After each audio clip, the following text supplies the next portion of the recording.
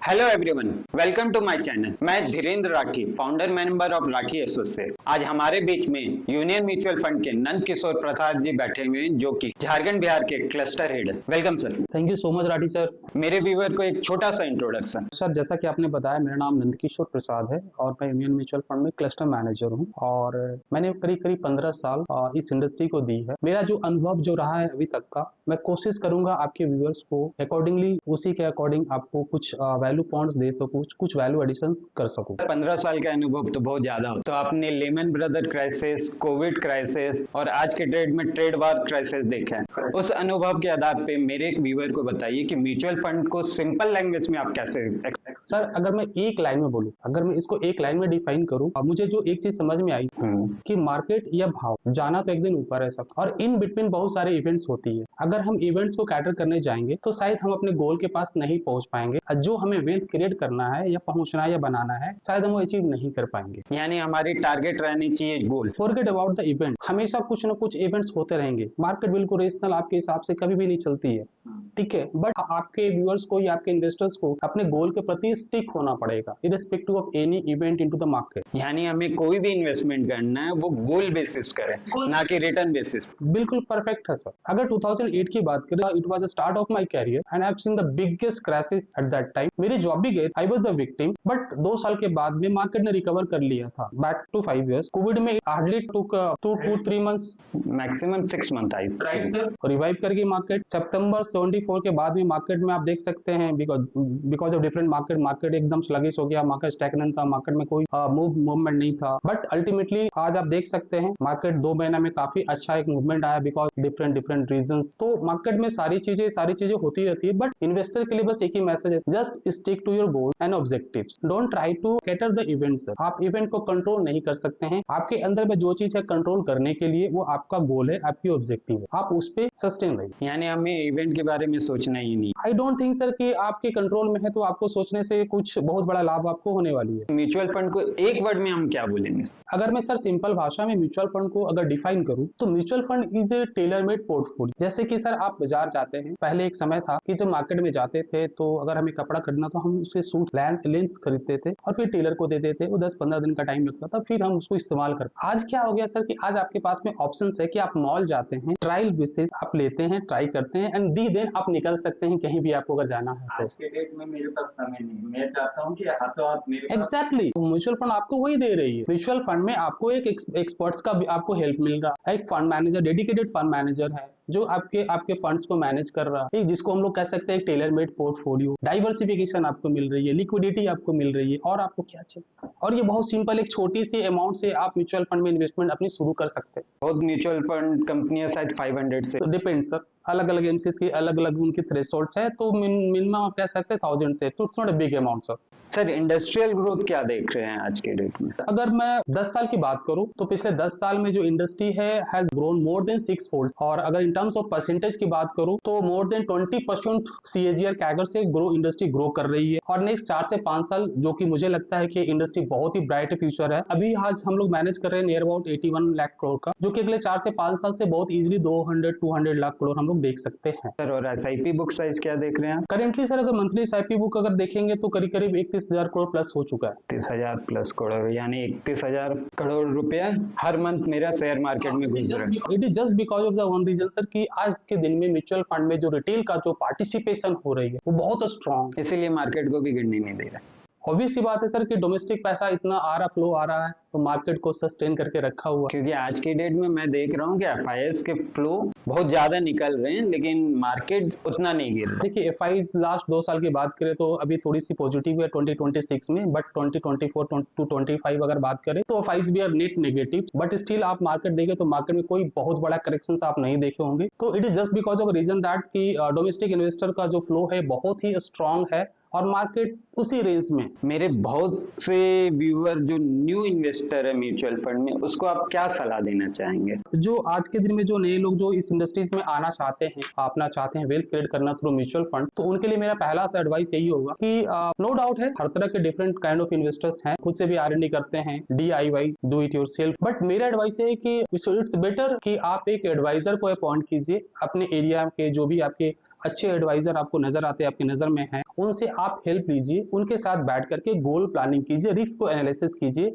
And just stick to the plan. This is my personal suggestion. लेकिन आज की date में तो मैं बहुत देखता हूँ कि न्यू इन्वेस्टर जो आते हैं वो यूट्यूब या सोशल मीडिया से ज्ञान अर्जित करते हैं और मार्केट में घुस जाते हैं। करेक्ट है सर। लेकिन उसको आप क्या सलाह देना चाहेंगे? उनके लिए भी एक ही चीज है, आप कर सकते हैं, आप किसी को मना नहीं कर सकते हैं, वो खुद से करें या किसी एडवाइजर का हेल्प लें। जरूरी है सर कि आपके जो गोल हैं, अगर गोल के प्रति आप स्टिक नहीं है, होता क्या है सर कि आप जब मार्केट में आप खुद से जब इन्वेस्ट करने के लिए आते हैं, तो जब कभी मार्केट में कोई एक टर्बुलेंस आता है या मार्केट में कोई एक करेक्शन आता है, या फिर आपके जो स्कीम आपने चूज की है वो स्कीम अगर कुछ लंबे टाइम तक अंडर परफॉर्म कर जाता है, उस वक्त आपके कन्विक्शन, जो सो कॉल्ड जो न्यू इन्वेस्टर आते हैं ना, उनके कन्विक्शंस हिल जाते हैं और वो फिर उनको लगता है यार ये स्कीम परफॉर्म नहीं कर रहा, जब इन्वेस्ट किया था तो अच्छा कर रहा था और अब ये अच्छा नहीं कर रहा, 6 महीना साल भर हो गया है, अब लगता है कोई और स्कीम इसके पैरेलल जो है कि अच्छा कर रहा, तो फिर क्या होता है, उनका कन्विक्शन वहां से लो हो जाता है और वो फिर जो नए जो स्कीम जो उनको दिखते हैं उनके आसपास में नजर में,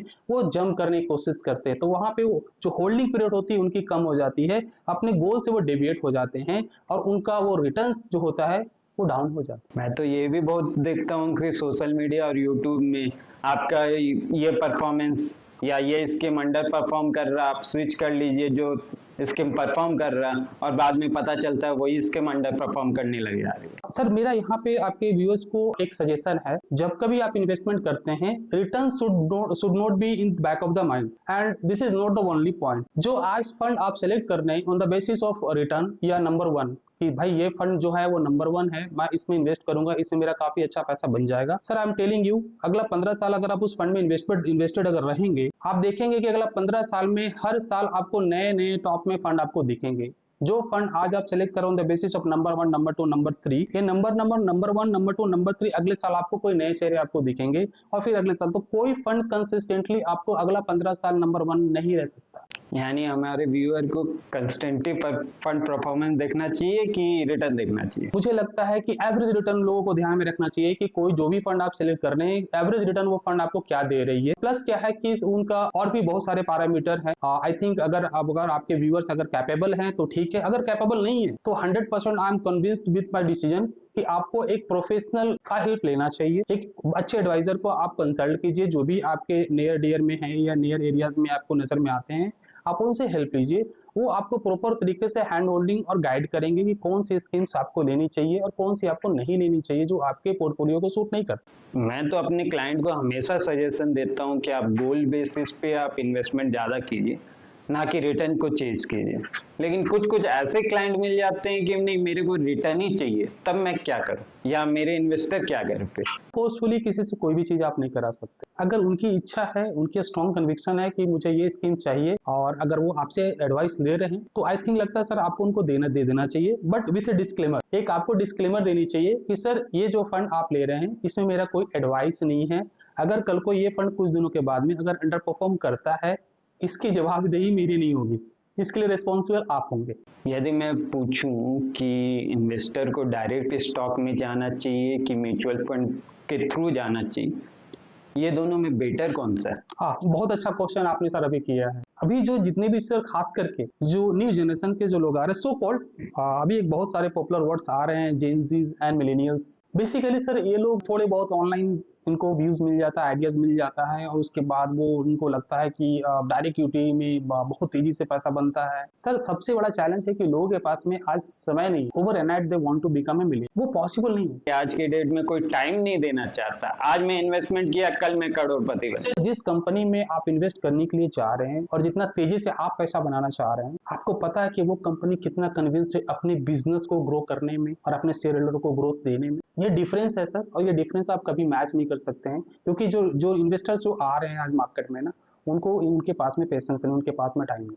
तो हमें क्या करना चाहिए? डायरेक्ट स्टॉक जाना चाहिए कि म्यूचुअल फंड में? आई थिंक मुझे लगता है सर कि अगर आपके पास में रिसोर्सेस हैं, आपके पास में टूल्स हैं, अगर आप एनालिसिस कर सकते हैं, I am not doubting anybody, आपके व्यूअर्स के पास में अगर वो पोटेंशियल्स है, वो एनालिसिस कर सकते हैं, तो उन्हें डायरेक्ट इक्विटी में जाना चाहिए, कहीं से कोई गलत नहीं है। और अगर कोई भी अगर अच्छे स्टॉक्स कंपनी अगर आप बिजनेस आप खरीदते हैं, लॉन्ग टर्म में आप इन्वेस्टेड रहते हैं, डेफिनेटली वेल्थ क्रिएशन में आपको भी हेल्प करेगा। बट अगर आपके पास समय नहीं है, आपके पास उतने रिसोर्स नहीं है, तो it's better to go with mutual fund, जहाँ पे आपको डाइवर्सिफिकेशन मिल जाता है। आप एक छोटे से इन्वेस्टमेंट के जरिए आप 50 कंपनी में पैसे को इन्वेस्ट कर सकते हैं with expert, with the help of expert. Direct में एक प्रॉब्लम ये भी आप फेस करते हैं कि एंट्री सही समय में तो हो जाती है, लेकिन एग्जिट के समय वो भूल जाते हैं।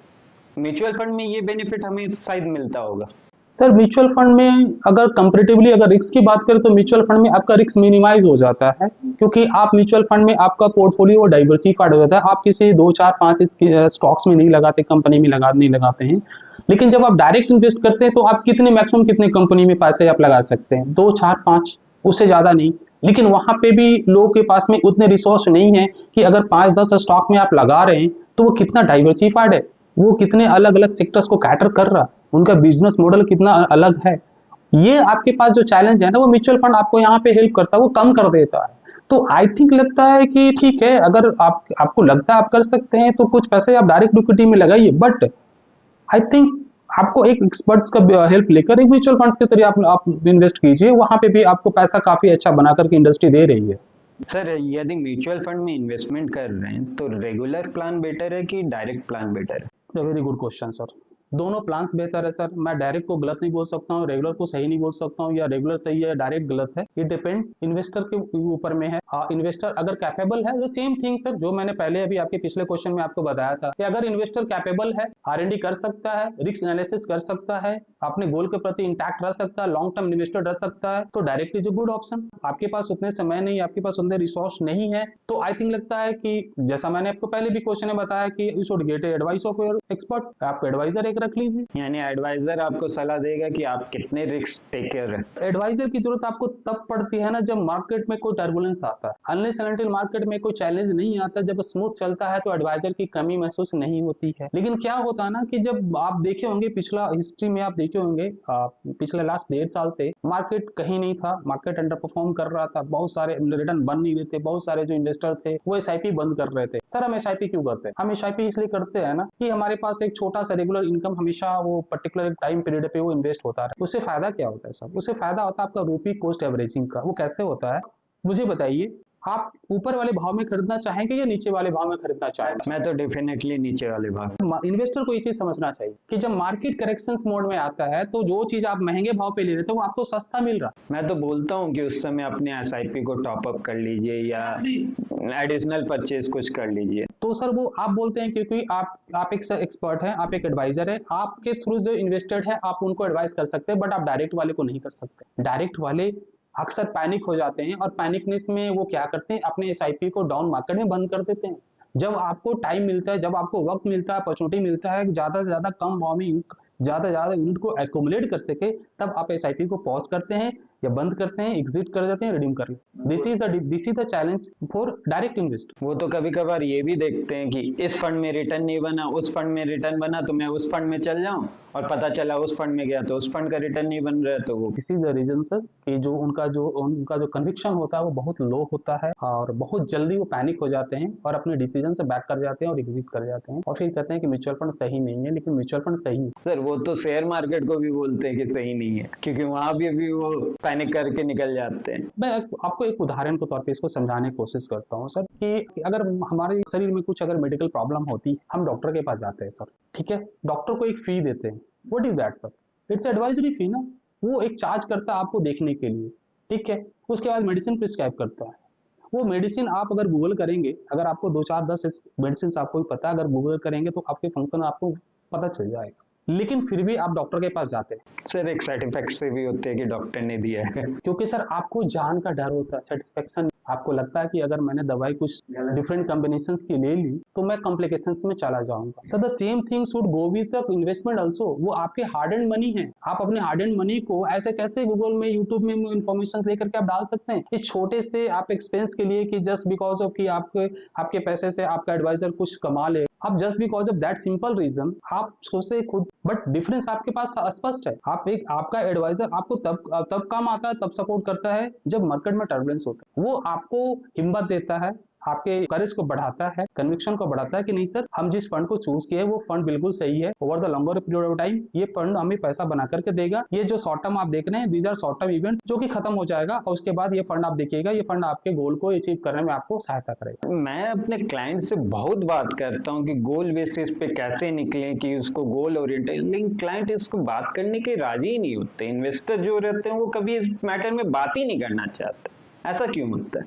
इसका तो रीजन एक ही चीज समझ में आता है कि पीपुल्स आर इन्वेस्टर जो भी हैं वो थोड़ा सीरियस नहीं है अपने इन्वेस्टमेंट को लेकर के। उनको लगता है कि जो वेल्थ ये इन्वेस्टमेंट जो है ये बड़ा मतलब सेकंड लाइन है, बहुत ज्यादा सीरियस नहीं होते हैं, और यही एक कारण है। उनका जो सेल्फ ईगो होता है वो सामने आ जाता है, और मुझे कोई रीजन समझ में नहीं आता है। लेकिन मुझे लगता है आज के दिन में आपको थोड़ा सा इस मैटर पे सीरियस होना चाहिए। इन्वेस्टमेंट पॉइंट ऑफ व्यू से देखा जाए तो ये जो वेल्थ है, जो अपॉर्चुनिटी है, ये अपॉर्चुनिटी वापस नहीं आता है। ये opportunity once in a life है, और जो अपॉर्चुनिटी आप मिस करते हैं वो हमेशा के लिए आप मिस करते हैं, उसको आप रिकैप या रिगेन नहीं कर सकते। सर ये तो हमें पता ही नहीं कि अपॉर्चुनिटी कब आने वाली है। सर इसीलिए तो हम कहते हैं ना कि आप एडवाइजर की हेल्प लीजिए, क्योंकि एक जो एडवाइजर जो इस मार्केट में काम कर रहे हैं वो अनेकों कंपनियों के साथ काम कर रहे हैं, उनके टॉप मैनेजमेंट से इंटरेक्ट कर रहे हैं, उनके पास में source of information, multiple level of source of information है।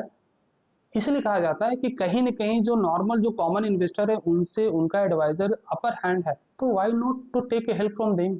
उनसे आप मदद लीजिए, उनसे आप हेल्प लीजिए अपने वेल्थ क्रिएशन के लिए। सर अभी जो गोल्ड एंड सिल्वर का उठापटक चल रहा है उसमें आपका क्या व्यू है? Very vibrant question sir. Sir मैंने तो बहुत सलाह दी थी कि इस मार्केट से दूरी बना के रखें, लेकिन कुछ इन्वेस्टर समझ ही नहीं रहे थे। ऑब्वियस ही बात है, क्या होता है कि रिटर्न सबसे सबसे पहले सबको नजर आता है, और गोल्ड और सिल्वर लास्ट एक साल में काफी ट्रेमेंडस रिटर्न बना करके लोगों को दिया। हर किसी को लग रहा था कि गोल्ड में जंप करते हैं कि मेरा ही पैसा बन जाएगा रातों रात, बट ऐसा होता नहीं है सर। एक यूफोरिया था। गोल्ड तो चलिए ठीक है, समझ में आता है, गोल्ड के प्राइस इसलिए बढ़ रहे थे क्योंकि अलग अलग रीजन थे। एक बहुत बड़ा स्ट्रॉन्ग रीजन ये था कि सारे सेंट्रल बैंक जो थे वो गोल्ड को एक्यूमुलेट कर रहे थे, परचेज कर रहे थे। In fact our central bank which is called RBI, वो भी एक्यूमुलेट कर रहे थे गोल्ड्स को। तो एक वो रीजन था कि सेंट्रल बैंक अगर बाई कर रही है तो गोल्ड का प्राइस समझ में आता ऊपर जा, वो जस्टिफाइड था। और कुछ जियोपॉलिटिकल टेंशंस थे उसके कारण से कि जब कभी जियोपॉलिटिकल टेंशंस होता है, इक्विटी मार्केट में टर्बुलेंस आता है, तो गोल्ड हमेशा एक हेज की तरह काम करता है और वो अप्रिशिएट करता है। और हर इकोनॉमी में जो सेंट्रल बैंक होती है वो गोल्ड रिजर्व इसलिए भी बढ़ाते हैं क्योंकि इस तरह के सिचुएशंस में गोल्ड वो उनको काम है। बट सिल्वर का थोड़ा सा सर एक एग्जेजरेटेड रिटर्न था, अनएक्सपेक्टेड रिटर्न था, जस्टिफाइड नहीं था। एंड द सेम टाइम आप देखे होंगे सर कि उनके प्राइस किस तरह से पनिश हुआ है, वो तो अभी देख ही रहा हूँ। अगर स्ट्रक्चरली गोल्ड की बात करूं तो गोल्ड मुझे बुलिश दिखता है, but at the same time technical अगर मैं बात करूं तो इन्वेस्टर को थोड़ा सा कोशिश होना चाहिए गोल्ड को लेकर। तो अभी लमसम डालेंगे वो एसआईपी मोड पे गोल्ड में इन्वेस्टमेंट करें? As a part of portfolio, अगर पोर्टफोलियो की एज ए पार्ट की बात करूं तो 5 से 10% का पोर्टफोलियो में एलोकेशन गोल्ड और सिल्वर का होना चाहिए across the life, not more than that. यानी मैंने 100 रुपया इन्वेस्टमेंट किया तो 5 से 10 रुपया गोल्ड में इन्वेस्टमेंट मैक्स टू मैक्स। ये सिर्फ गोल्ड की, गोल्ड एंड सिल्वर दोनों?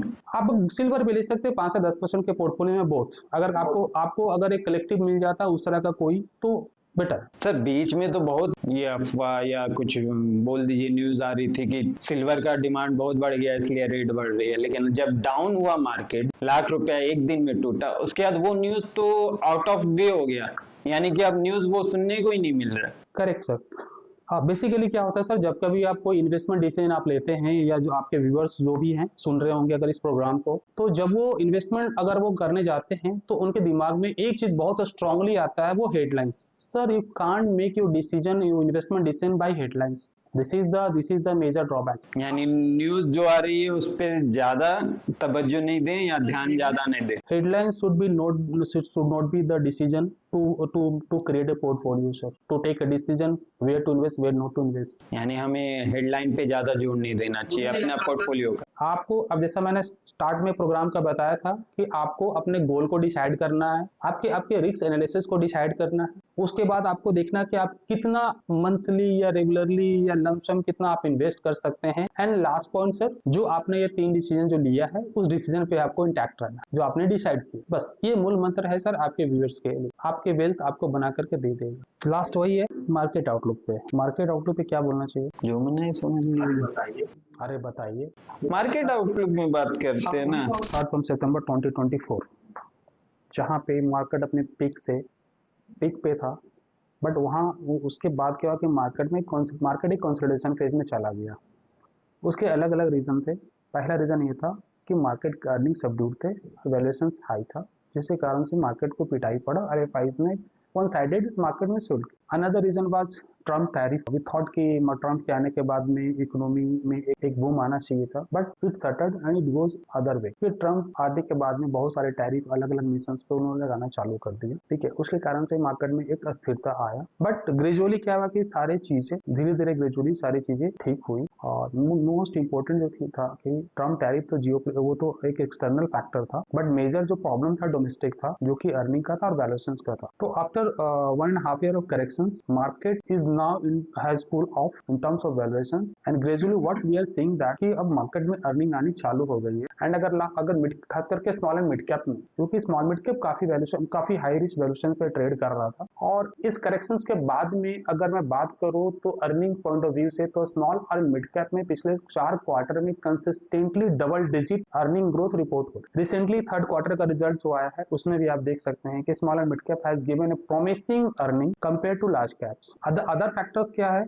अदर फैक्टर्स में जैसे बात कर सकते हैं कि जैसे जीएसटी कट, जिससे एक इकोनॉमी में एक बूम क्रिएट हो सकता है डिमांड साइड पे। पर्सनल टैक्स जो गवर्नमेंट की तरफ से जो कोशिशें की गई है कंजम्पशन को बूस्ट करने के लिए, या जीएसटी कट हो गया, पर्सनल टैक्स कट हो गया, या एक्ट पे कमीशन आ रहा है, जो भी मतलब हम स्पेसिफिक नहीं जाते, these are the bullet points. हम बुलेट पॉइंट पे बात करेंगे, उतना डीप डाइव क्यों करें, ये सारी चीजें हैं। एंड मोस्ट इंपोर्टेंट कि जो गवर्नमेंट का जो कैपेक्स की हम बात करते हैं, तो we have seen one side of capex which is government की तरफ से कुछ कैपेक्स हो रहे थे। We have not seen any capex from the corporates and the reason behind was that कि डिमांड नहीं आ रहे थे, चाहे वो रूरल हो या अर्बन हो। डिमांड, क्योंकि देखिए कॉर्पोरेट कैपेक्स कब करती है, जब डिमांड आता है तो प्लान करते हैं एक्सपेंशन के लिए और इन्वेस्टमेंट के लिए। कैपिटल तभी इन्फ्यूज होता है जब डिमांड होता है।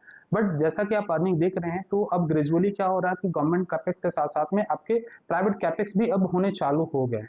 तो what we feel from here onward कि जिस तरह का Q3 का अर्निंग्स आ रहे हैं, गवर्नमेंट ने जिस तरह से स्टेप्स लिए हैं, गवर्नमेंट कैपेक्स हो रही है, private capex now has started. उसके बाद में और एक क्या बोल सकते हैं, हाँ, द रिसेंट बजट। तो recent budget was very physical discipline budget, जहां पे गवर्नमेंट ने अलग अलग जो भी एलोकेशंस जो कैपेक्स जो किए हैं बजट में, वहां पे गवर्नमेंट का एक इंटेंट बहुत अच्छा शो करता है कि गवर्नमेंट ने कोशिश की है जो डेट है उसको कम करने का। Budget was promising and it was a physical discipline budget, ठीक है, जहां पे गवर्नमेंट ने जितनी जहां जरूरत है उसके हिसाब से उन्होंने एलोकेट किया। एंड आरबीआई का जो प्रोजेक्शन है, 2-3 चीज है कि एक तो आज के दिन में इंटरेस्ट रेट काफी लो है, the inflation is under the RBI trajectory. जो जीडीपी का जो नंबर जो आरबीआई ने जो प्रोजेक्ट किया है, that is also very much promising. तो what we feel from here onward कि मार्केट एक। सर, आपने आरबीआई का बात किया, तो आरबीआई क्या रेट कट करने की संभावना लग रहा है आगे? सर मुझे लगता है कि जिस तरह से अभी रिसेंटली हमने देखा कि जो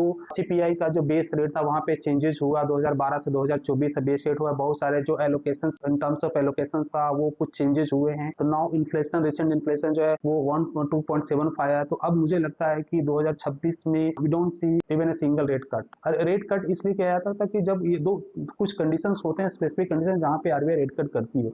एक तो अगर आपका एक तो चीज होता है कि आपका इकोनॉमी अगर स्लो डाउन है तो उसको बूस्ट करने के लिए, उसको सपोर्ट करने के लिए। दूसरा होता है कि आपका लिक्विडिटी का प्रॉब्लम हो, तो अगर लिक्विडिटी क्रंच हो तो आरबीआई क्या करती है, रेट कट करती है तो मार्केट में पैसा थोड़ा सा फ्लो बढ़ता है इसके लिए। और कोई फाइनल क्वेश्चन? लास्ट क्या है कि व्यूअर को क्या सजेशन देना चाहेंगे आप?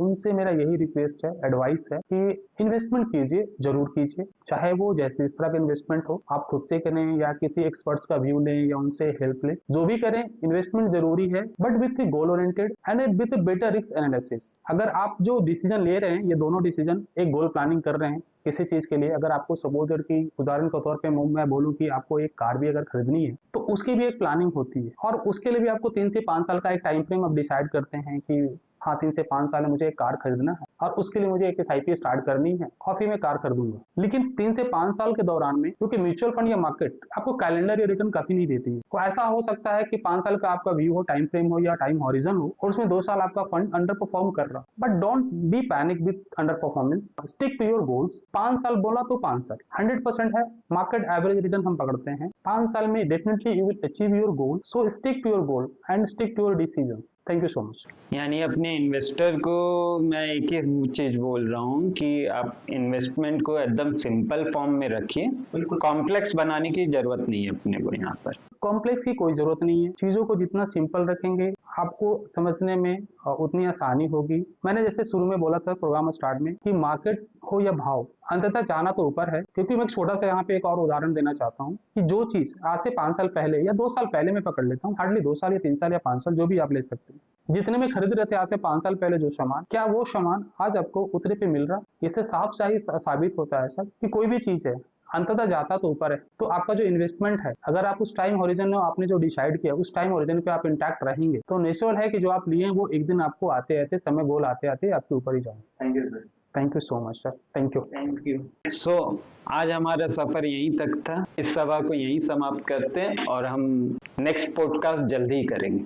आपका मैं उम्मीद करता हूं कि बहुत सारा सपोर्ट और प्यार मिलेगा। इस वीडियो को लाइक शेयर और सब्सक्राइब कीजिए। Thank you.